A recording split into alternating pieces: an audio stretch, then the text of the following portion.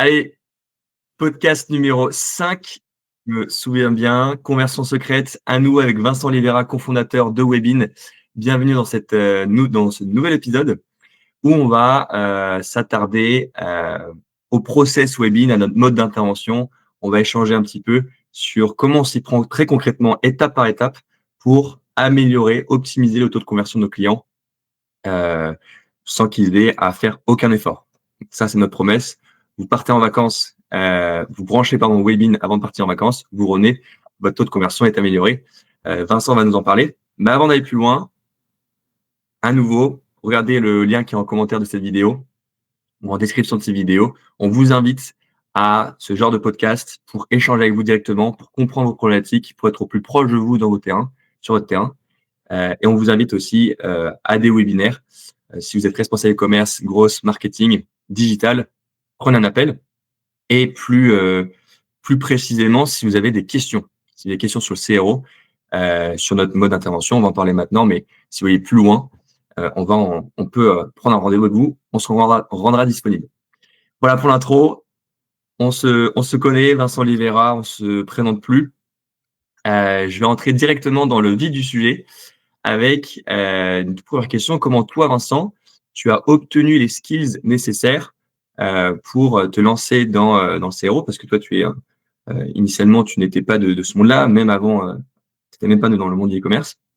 Comment ça t'est venu? Et est-ce que, plus précisément pour ceux qui nous regardent, est-ce qu'il est nécessaire d'être un expert en CRO en tant que responsable marketing? Est-ce qu'il faut vraiment une grande connaissance sur ces sujets? Euh, Merci PJ pour l'introduction. Est-ce que je suis expert CRO? Je ne sais pas. J'ai pas la prétention d'être le meilleur en CRO sur la planète. Euh, Là où je pense que j'ai beaucoup de force, c'est que je suis passionné par le CRO. C'est un sujet qui m'anime au quotidien. J'y suis rentré à travers la grande distribution alimentaire sur des sites comme Carrefour, Leclerc, Intermarché, avec des forts enjeux de conversion et à la fois des petits enjeux de conversion parce que quand tu vas sur ce genre de site, tu achètes. Mais tu vas pas sur le site de Drive d'un gros retailer par hasard entre guillemets. Mais il y a des enjeux de parcours, il y a des enjeux d'upsell, d'augmentation de la fréquence, d'augmentation des paniers moyens qui sont extrêmement importants. Et ensuite, j'ai creusé, j'ai essayé de comprendre comment ça fonctionnait. J'ai vu que ça me plaisait pas, du coup, j'ai créé ma solution pour faire du CRO tel que moi je l'imagine, quelque chose de simple qui permettent d'avoir des résultats rapidement, très activables, beaucoup plus activables que ce qui existait à la base. Ok. Est-ce qu'il y a besoin de savoir faire du CRO en détail quand on est directeur e-commerce? Pas forcément. Il faut qu'il y ait des gens dans ces équipes, en interne et en externe, qui savent en faire. C'est un sujet extrêmement important. Faut avoir les bases. Ensuite, le problème, c'est que les experts CRO, il y en a très très peu.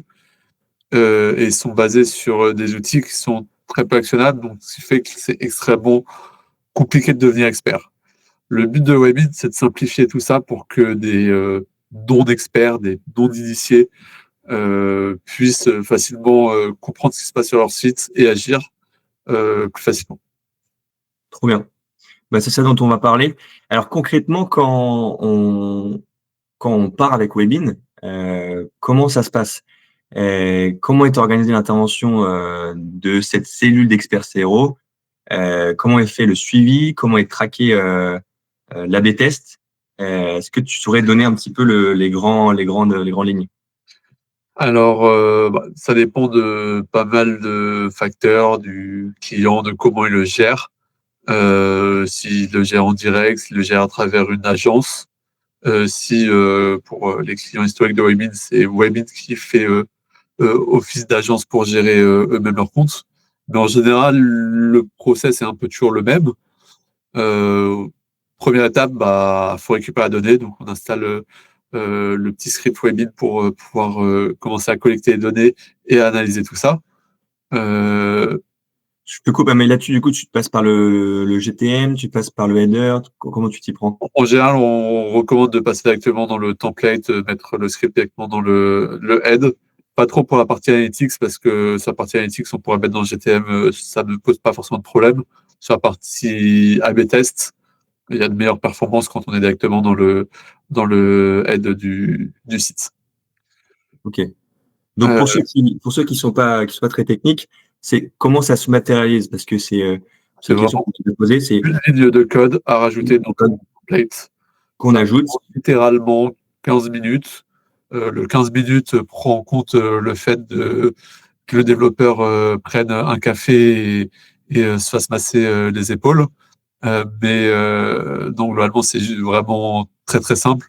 Le plus dur, c'est de trouver la personne pour le faire en général, plus que le temps que ça prend réellement. Donc Euh, on appuie sur un site, on récupère la data par ce script ou donc par ce script toujours. C'est toujours le même script qui est utilisé pour la récolte de la donnée et la mise en place des tests. Exactement. Deuxième avantage de Webin, un script veut dire moins de latence aussi. Un des gros problèmes des sites e-commerce, c'est qu'ils vont multiplier les scripts. Ils ont un script pour tout, pour leur petit chatbot, pour le suivi CRM, pour l'analytics, pour l'A/B test, enfin, il y a vraiment un script pour tout, pour les cookies, etc.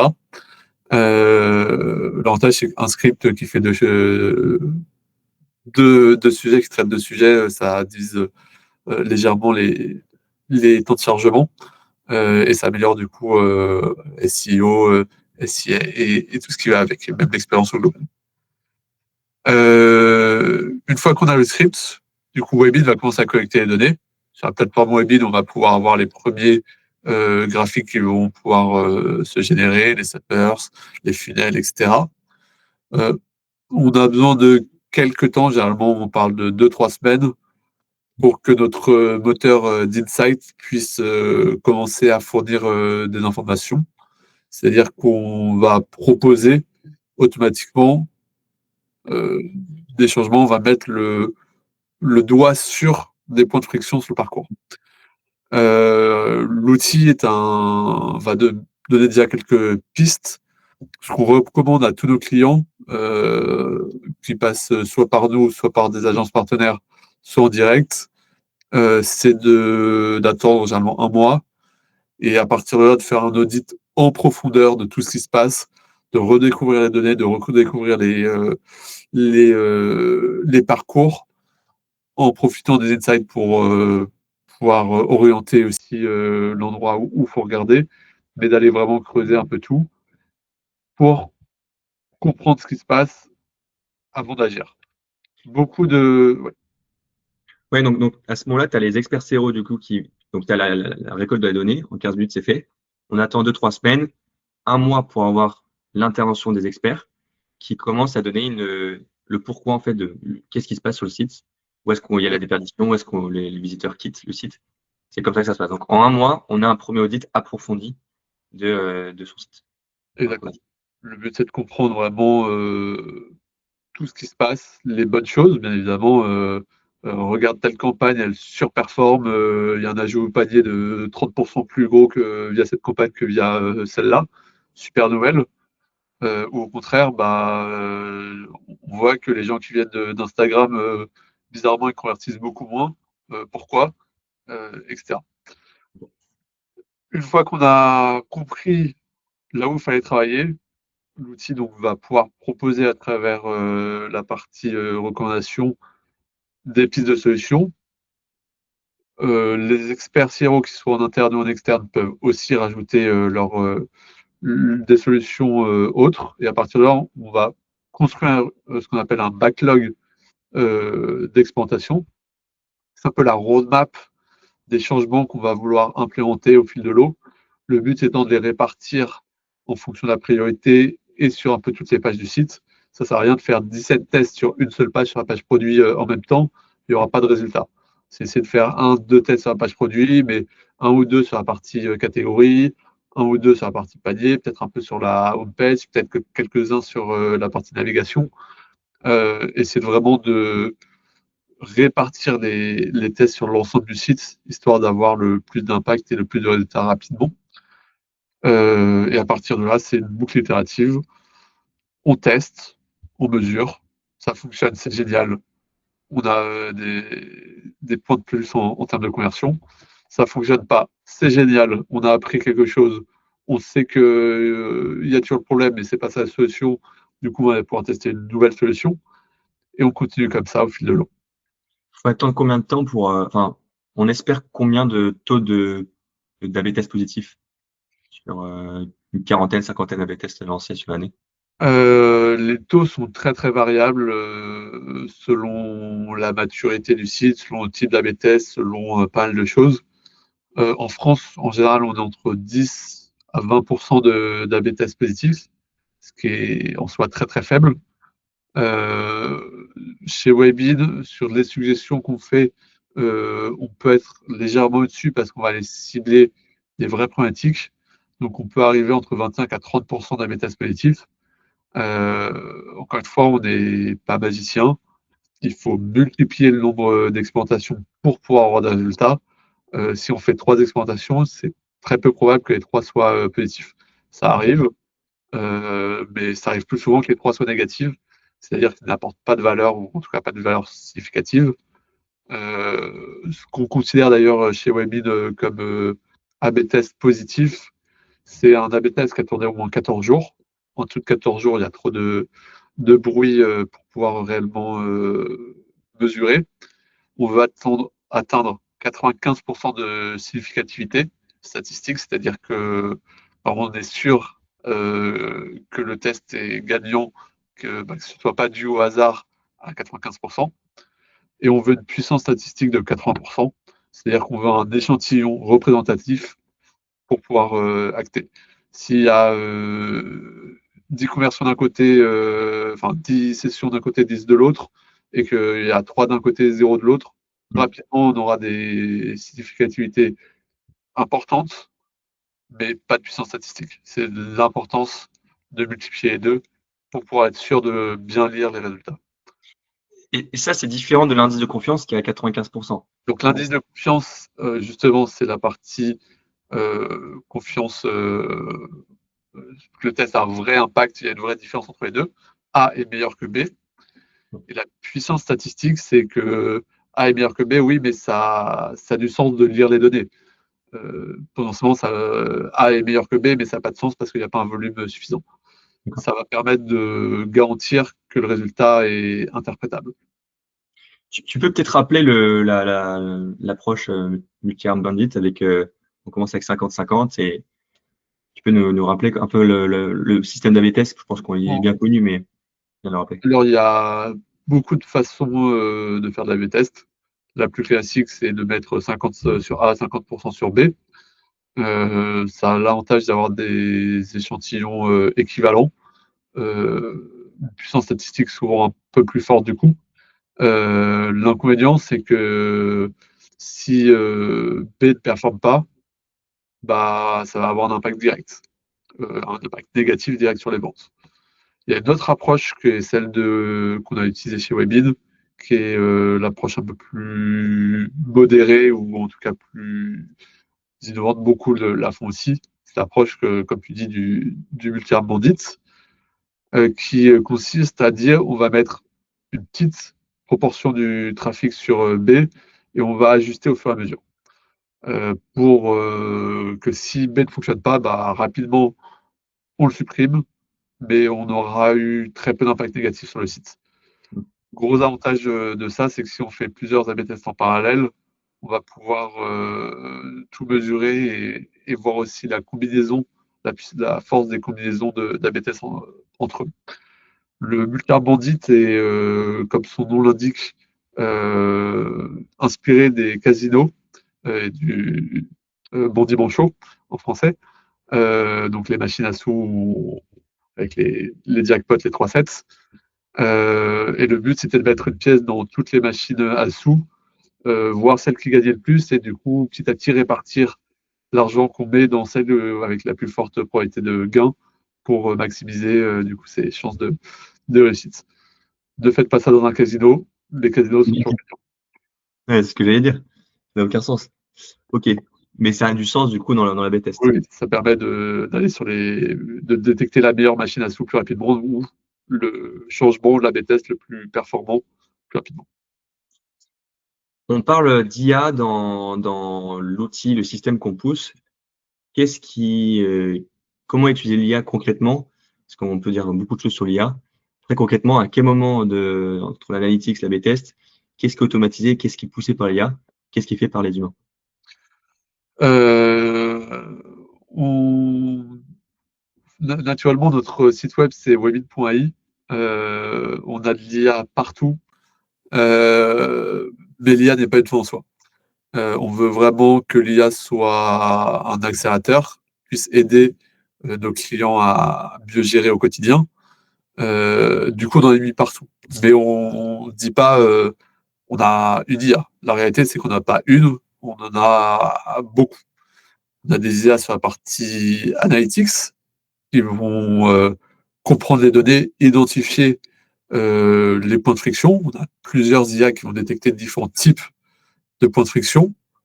On a des IA qui vont pouvoir transformer ces points de friction en insights, c'est-à-dire expliquer humainement comment,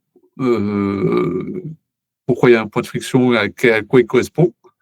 On a des IA sur la partie recommandation, où on va pouvoir proposer des solutions. On a une liste de solutions qu'on sait faire, qu'on va pouvoir implémenter naturellement depuis l'outil. Et enfin, on a des IA sur la partie analytics, pardon, sur la partie exploitation, notamment les multi bandits et les contextual bandits, où on va pouvoir faire de la personnalisation pour pouvoir afficher la meilleure version du site à chaque personne.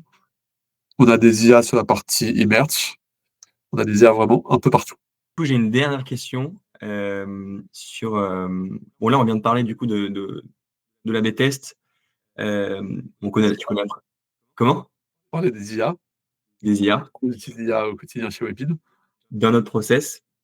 Et en fait, bon, tu connais la phrase, toutes les décisions que tu as prises nous t'ont amené jusqu'ici. Et pour avoir des résultats différents de ce que tu as aujourd'hui, il va falloir que tu fasses des choses que tu n'as jamais faites. C'est évident. Et là-dessus, on peut vite se dire, bah, l'A/B test, le CRO, on le délaisse, on ne le prend pas vraiment au sérieux parce que ça fait peur, justement pour ces raisons, les 30 de tests positifs, les tests négatifs, on a peur en fait. Je pense qu'il y a un changement de paradigme à faire là-dessus. Qu'est-ce que tu dirais pour tous les responsables qui n'ont pas encore fait d'A/B test et qui s'éduquent en ce moment sur ce sujet? Est-ce que c'est une urgence? Quels sont les meilleurs outils? Quelles sont les meilleures manières de comprendre? Est-ce qu'il faut qu'ils se forment? Euh, voilà, comment tu peux les rassurer? Euh, le plus dangereux, c'est de ne pas A/B tester. Dans les deux sens. C'est-à-dire, soit on fait rien, on reste sur un statu quo et on se prive de potentielles améliorations, soit on n'A/B teste pas et on fait des changements. Et pour rappel, je disais qu'il y avait 20% des A/B tests qui étaient positifs. Donc, c'est-à-dire qu'on a 4 chances sur 5 de se planter. Et c'est ce qui se passe dans toutes les refontes. Toutes les refontes de sites web, le premier truc qui se passe, c'est le taux de conversion qui chute. Et donc, j'ai jamais vu un projet de refonte où en sortie, le taux de conversion était meilleur. Il y a toujours une grosse passe derrière pour pouvoir remettre le taux de conversion au même niveau. Parce que quand tu fais énormément de changements d'un coup, bah, il y en a Mmh. énormément qui ne marchent pas. Donc, n'ayez pas peur de vous tromper, entre guillemets, d'avoir des A/B tests négatifs. Ayez peur de ne pas A/B tester les choses qui pourraient être négatives. Et ayez peur de ne pas tester des choses pour avoir des choses positives. C'est un peu ça le risque. Tu as parlé de refonte. Moi, je discute avec pas mal de responsables marketing qui lancent des refontes. Ils me disent non, non, mais en fait, on va pas B tester, on se revoit post-refonte à la rentrée. Euh, Enfin, L'avantage, c'est qu'ils vont te rappeler à la rentrée en désespéré, en mode aide-nous, c'est la cata. Mais du coup, qu'est-ce que tu leur dirais là? Enfin, heu, parce qu'en fait, il y a pas vraiment de chiffre. J'ai regardé un petit peu sur internet, il y a pas vraiment de chiffre sur combien de refontes sont ratées, c'est pas traqué ça. Et pourtant, tout le monde se lance dans des refontes parce que, on change de CMS, on change de UX/UI et c'est sympa. Et en fait, bah, le consommateur type, il est habitué ou alors il se retrouve complètement perdu. Et qu'est-ce que toi, alors déjà, quel est le vrai danger? Est-ce que tu peux vraiment le pointer du doigt, là, le point de douleur, sur lequel on va forcément passer et bah, les solutions? Est-ce que nous, on peut travailler sur la maquette directement avant? Est-ce qu'on peut travailler que après? Qu'est-ce que tu répondrais? Heu, la question, encore une fois, les refontes, on peut en faire, c'est pas forcément mal. La question, c'est pourquoi on fait une refonte? Et si on se dit: «On fait une refonte, juste parce que, ça convertit pas et que ça convertira mieux, demain», heu, ça marchera pas. Si on fait une refonte parce qu'on change, l'IT, notre système d'information évolue et qu'on a besoin de changer de CMS ou autre pour pouvoir, continuer à progresser dans la boîte, d'un point de vue global, oui, ça fait sens. Heu, ensuite, faire une refonte, UX en plus de la refonte, technique, c'est toujours un risque. Ce qui est souvent fait, chez beaucoup de nos clients, c'est, bah, comprendre ce qui ne va pas avant de faire une refonte, UX. Faire une refonte, si tu as pas la donnée en amont des parcours, bah, c'est pareil, c'est faire une refonte en disant: «Bon, bah, je pense qu'ils convertissent pas parce que le bouton est mal placé». Et en fait, non, ils convertissent pas parce que trois étapes avant, ils étaient pas là. C'est vraiment de comprendre les problématiques et ensuite de pouvoir, les adresser progressivement. On peut préparer une refonte, technique en parallèle et tester, les nouveaux designs, en AB test, ou en tout cas des bouts de design, sur le site actuel. Et ça permet d'avoir une refonte beaucoup plus fluide, de valider notamment, bah, souvent on fait des refontes de navigation, bah, la navigation, on peut la tester en amont. Si on fait des refontes de pages produits, bah, c'est une nouvelle page produit. Si on revoit, des images, ce genre de choses, des wordings, des, arguments, on peut les tester en amont. Tout ça, ça peut être fait avant de tout migrer. Et une fois qu'on a validé les principaux points ou éliminé certains points, en effet, la refonte UX, se passe un peu mieux parce qu'on sait que nos changements vont fonctionner. Hem Et donc, il faut analyser le comportement des visiteurs avant la refonte et l'A/B tester ou on peut aussi, analyser le comportement, travailler directement sur la maquette parce que nos experts SEO, bah, disent très concrètement, voilà là où le bât blesse et derrière, lancer une refonte. Il y a plein de manières de faire, tu me diras ou? Bah, encore une fois, faire une refonte UX pour faire une refonte UX, ça a pas beaucoup de sens et mieux vaut améliorer, l'UX de son site, petit à petit, donc via de l'A/B test. Si la refonte est nécessaire, mieux vaut bien la préparer, bien comprendre, les problématiques UX, les anticiper, A/B tester le maximum en amont pour pas impacter trop les conversions une fois que ça ressort et bien évidemment, quand on a une refonte qui sort, ajuster. Donc ça veut dire beaucoup de petits changements d'A/B test, pour pouvoir, fine-tuner, la V1 entre guillemets de la refonte. Tu as un récit fort là-dessus, tu as déjà eu un défi, refonte, où, c'était un peu cata et tu as pu, trouver une solution? Heu, les refontes, on est déjà arrivé sur des sites qui étaient en post-refonte, pareil, exactement le cas que tu nous as dit. Je pense, quelqu'un, dans les compléments alimentaires, qui, du coup, nous a dit: «Oui, on se rappelle post-refonte». La refonte, bien sûr, a pris du retard. Sauf que c'est pas nous qui l'avons rappelé, c'est lui qui nous a rappelé en mode, catastrophe. Bon, bah, j'ai ma nouvelle version est sortie, je comprends pas, j'ai pris tous les best practices, on a du Shopify, on a payé une super agence pour le faire et pourtant mon taux de conversion a fait div 2 et du coup, on doit arriver, c'est de comprendre ce qui se passe. Le problème, c'est qu'on arrive très tard, que comme je dis, entre le moment où on est branché et le moment où on commence vraiment à avoir des insights, il se passe 1 mois. entre 2 semaines et 1 mois et pendant ce mois-là, la marque, elle perd d'argent. Donc forcément, on essaie d'aller plus vite, on essaie de fixer des choses, heu, dès qu'on a de l'information, mais c'est toujours dans la douleur. Si la refonte est bien anticipée, bien préparée, on comprend ce qui se passe de bien et ce qui se passe de moins bien sur le site actuel, on prend de meilleures décisions. J'en discutais, j'étais à un event CRO, la semaine dernière. Je discutais, avec une personne, qui, heu, qui me disait qu'il y a 2 types d'UX.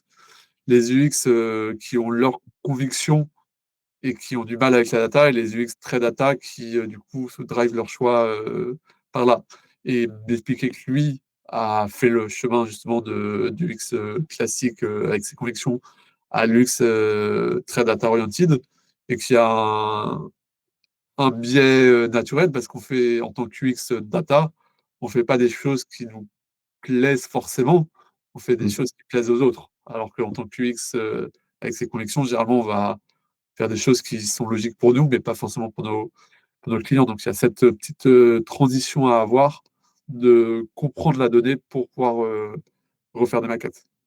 Et je suis curieux, c'est devenu quoi du coup donc un client là qui a Maintenant, ça va beaucoup mieux. Encore une fois, quand tu pars d'une refonte, l'avantage, c'est que les gains sont assez simples à obtenir, parce qu'il y a toujours des grosses aberrations qui sont très visibles dans la data et qui sont en général assez simples à corriger. Donc, en effet, on a quasiment, doublé le taux de conversion en 3 mois. Je ne promets pas ça à tous mes clients, mais c'est des choses qui peuvent arriver. eh beh, bon, on espère que chacun gardera son taux de conversion, protégera sa marge. Je pense qu'on est bon sur ce nouveau podcast, nouvel épisode de Conversion secrète.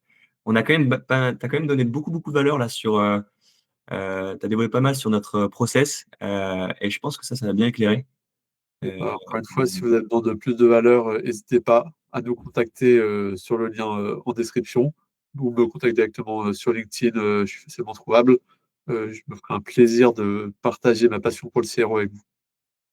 on vous attend, nos équipes sont prêtes pour prendre du temps avec vous et répondre à vos questions. Au pire des cas, vous repartez avec des réponses. Au meilleur des cas, vous repartez avec une roadmap d'A/B test, une roadmap même des optimisations UX, UI qu'on vous donne directement. Donc c'est complètement, ça n'engage absolument à rien et si vous nous regardez jusqu'ici, d'ailleurs, si vous êtes encore là dans cette vidéo, c'est que tôt ou tard, je pense, vous finirez par, travailler avec nous. Donc, n'hésitez pas. Allez, on s'arrête là. À bientôt. Merci beaucoup. Au Au revoir. revoir.